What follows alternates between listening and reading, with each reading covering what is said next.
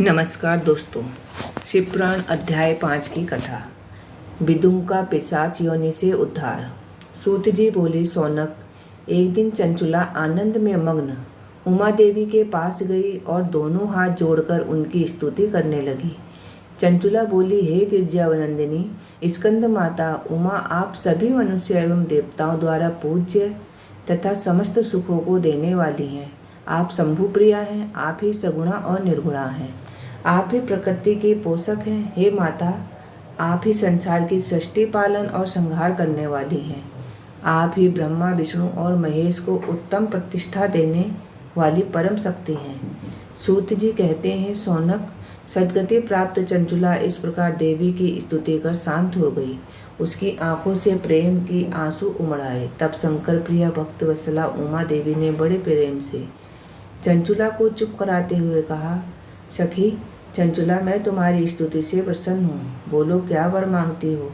चंचुला बोली, हे गिरिराज कुमारी, मेरे पति विदुंग इस समय कहाँ हैं, उनकी कैसी गति हुई है, मुझे बताइए और कुछ ऐसा उपाय कीजिए ताकि हम फिर से मिल सकें। हे महादेवी, मेरे पति एक शूद्र जाति वैश्या के प्रति आसक्त थे और पाप में डूबे रहते थे। गिरजापति बोली, बेटी, तुम्हारा पति विदुंग बड़ा पापी था, उसका अंत बड़ा भयानक हुआ। वैश्या का उपभोग करने के कारण वह मूर्ख नरक में अनेक वर्षों तक अनेक प्रकार के दुख भोग कर अब विंध्य पर्वत पर पिशाच की योनि में रह रहा है। वह दुष्ट वहीं वायु पीकर रहता है और सब प्रकार के कष्ट सहता है। सूत जी कहते हैं, सौनक, गौरी देवी की यह बात सुनकर चंचुला अत्यंत दुखी हो गई। फिर मन को किसी तरह स्थिर करती हुई दुखी हृदय से माँ गौरी से उसने एक बार फिर पूछा, हे महादेवी, मुझ पर आप कृपा कीजिए और मैं और मेरे पापी पति का उद्धार कर दीजिए। कृपा करके मुझे उपाय बताएं जिससे मेरे पति को उत्तम गति प्राप्त हो सके। गौरा देवी ने कहा, यदि तुम्हारा पति विधि पूर्वक शिवपुराण की पुण्य देने वाली उत्तम कथा को सुने तो वह इस दुर्गति को पार करके उत्तम गति का भागी हो सकता है। अमृत के समान मधुर गौरा देवी का यह वचन सुनकर चंचुला ने दोनों हाथ जोड़कर मस्तक झुकाकर उन्हें बारंबार प्रणाम किया तथा प्रार्थना की कि मेरे पति को शिव पुराण सुनाने की व्यवस्था कीजिए। ब्राह्मण पत्नी चंचुला के बार बार प्रार्थना करने पर शिवप्रिया गौरा देवी ने भगवान शिव की महिमा का गान करने वाले गंधर्व राज तुम्बोरो को बुलाया और कहा, तुम्बोरो, तुम्हारी भगवान शिव में प्रीति है, तुम मेरे मन की सभी बातें जानकर मेरे कार्य को सिद्ध करते हो। तुम मेरी इस सखी के साथ विंध्य पर्वत पर जाओ, वहाँ एक महापापी और भयंकर पिशाच रहता है। पूर्व जन्म में वह विदुंग नामक ब्राह्मण मेरी सखी चंचुला का पति था। वह ज्यादा वैश्यगामी हो गया था। उसने स्नान, संध्या आदि नित्य कर्म छोड़ दिए। क्रोध के कारण उसकी बुद्धि भ्रष्ट हो गई थी। दुर्जनों से उसकी मित्रता तथा सज्जनों से वह द्वेष पड़ गया था। वह लोगों को सताता था और उनके घरों में आग लगा देता था।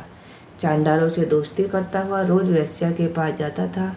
पत्नी को त्याग कर दुष्ट लोगों से दोस्ती कर उन्हीं के संपर्क में रहता था। वह मृत्यु तक दुराचार में फंसा रहा। मृत्यु के बाद उसे पापियों के भोग स्थान के लिए ले जाया गया।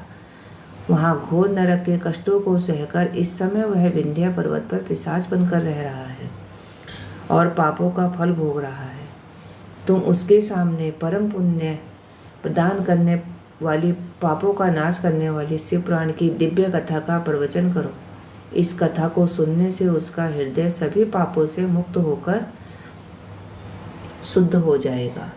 वह प्रेत योनि से मुक्त हो जाएगा। दुर्गति होने पर उस विदुंग पिशाच को विमान पर बिठाकर तुम भगवान शिव के पास ले आना। सूत जी कहते हैं, हे सोनक, माँ उमा का आदेश पाकर गंधर्वराज तुम्बोरो प्रसन्नता पूर्वक अपने भाग्य की सराहना करते हुए चंचुला को साथ लेकर विमान से पिशाच के निवास स्थान विंध्याचल पर्वत पर गया। वहां पहुंचकर उसने उस विकराल आकृति वाले पिशाच को देखा। उसका शरीर विशाल था। वह कभी हंसता तो कभी रोता और कभी उछलता था। महाबली तुम्बोरो ने विदुंग नाम के पिशाच को बांध दिया।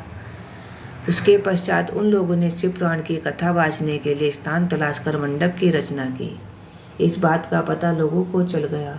एक पिशाच के उत्थान हेतु देवी पार्वती की आज्ञा से तुम्बोरो शिवपुराण की अमृत कथा सुनने विंध्याचल पर्वत पर आए हैं।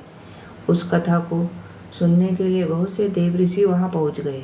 सभी को आदर पूर्वक स्थान दिया गया। पिशाच विदुंग को मार बांधकर आसन पर बैठाया गया और तुम्बोरो ने परम उत्तम शिवपुराण की अमृत कथा का गान किया। उसने पहली संहिता से लेकर 7वीं वायु पुराण की कथा का स्पष्ट वर्णन किया। विदुंग सहित शिवपुराण को सुनकर श्रोता मोहित हो गए। वह शिवपुराण को सुनकर सभी पापों से मुक्त हो गया। शरीर का त्याग कर दिया, फिर भी उसका रूप दिव्य हो गया। उसका शरीर गौर वर्ण का हो गया। शरीर पर श्वेत वस्त्र एवं पुरुषों के आभूषण आ गए। इस प्रकार तैयार होकर अपनी पत्नी के साथ विदुंग स्वयं भी भगवान शिव का गुणगान करने लगा। इस दिव्य रूप में देखकर सभी को बहुत आश्चर्य हुआ। उसका मन परम आनंद से सब परिपूर्ण हो गया। सभी भगवान महेश्वर के अद्भुत चरित्र का गुणगान सुनकर उनका यशोगान करते हुए अपने अपने धाम को चले गए। विदुंग अपनी पत्नी चंचुला के साथ विमान में बैठकर शिवपुरी की ओर चल दिया।